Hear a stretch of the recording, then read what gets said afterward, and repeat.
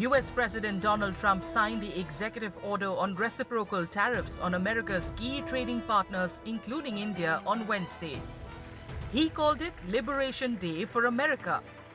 With the executive order, 27% reciprocal tariffs will be imposed on India, 54% on China, and 20% on the European Union, among others. The baseline duty of 10% will be effective from April 5th and an additional 17% from April 9th. India, very, very tough, very, very tough. The Prime Minister just left, and he's a great friend of mine, but I said, you're a friend of mine, but you're not treating us right. They charge us 52%. You have to understand, we charge them almost nothing for years and years and decades. Trump's argument is that reciprocal duties will help boost domestic manufacturing in the US and reduce the trade deficit. The US is facing major trade imbalances with countries like China.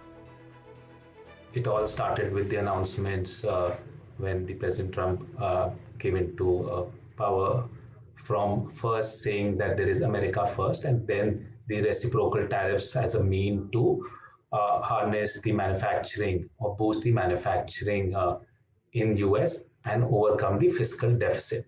There, India's rate has been fixed at 27%, and it was always 27% as per the order which was signed. I think, yes, somewhere the 26, as you mentioned, was coming out, but it is 27% as per the orders. What will happen on 9th? That first, since there is 10% on April 5, there will be another top up of 17% on April 9th to take the 10 to 27%. Certain areas have been exempted from the reciprocal tariffs. Strategic items such as pharmaceuticals, semiconductors, copper, and energy products like oil, gas, coal, and LNG have been kept out of the purview of the tariffs announced. So there was a lot of concern around pharmaceuticals. They have been exempted. Petroleum products have been exempted.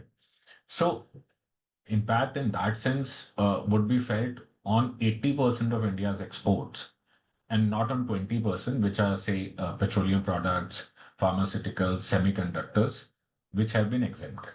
The third important point is India is the only major economy on which reciprocal tariffs have been slabbed, who is also negotiating a bilateral trade deal with the US. So, and India has been very proactive, since February this year, budget of India has specific focus to US, has reduced duties on many products. India could maintain or even expand its agricultural exports to the United States despite the new tariffs, as the competing nations face even steeper duties. In addition, experts believe the Indian IT industry may not get much of a hit due to the reciprocal tariffs. I think IT sector does not get hit that much, which is a positive news. On the other hand, electronic manufacturing per se could get impacted a little bit. On the textile segment or agriculture segment, you could see some hits. But again, other countries with which India competes on these exports are also tariffed at a very high rate. So while product specific tariff impacts are not being felt that much, but the change in the global world order, where the US inflation is bound to rise with these very high tariffs, and maybe the growth rate goes down across the board. Sectors that could be negatively impacted by the reciprocal tariffs include gems and jewelry and the steel and electronics manufacturing industries. The steel and aluminium industry in particular could become more vulnerable to low-cost steel imports, as countries impacted by the US's tariff move may divert their shipments to the domestic market. Well, as far as iron and steel is what I can comment on, I think we would lose about $4 to $5 billion of export out of the $20 billion that we are doing engineering export to USA. Currently, we are $20 billion to USA. I think in the first year, we should lose about $4 to $5 billion out of this, with this 27% duty.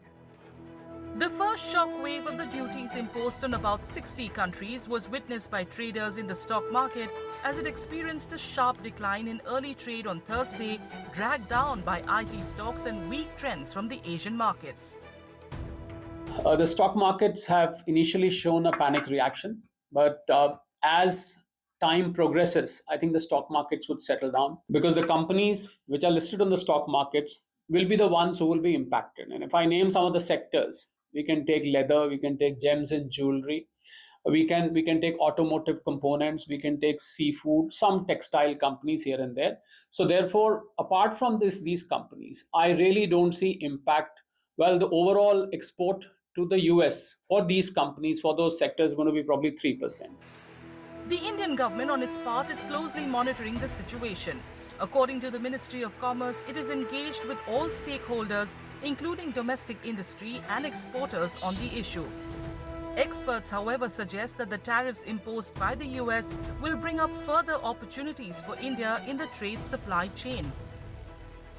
I think the exports to US will increase and the orders will start coming. Everybody was waiting for the tariff to come. So since the tariff has come, I think the importers will start sending the orders. Maybe from this month only, it will pick up in May. And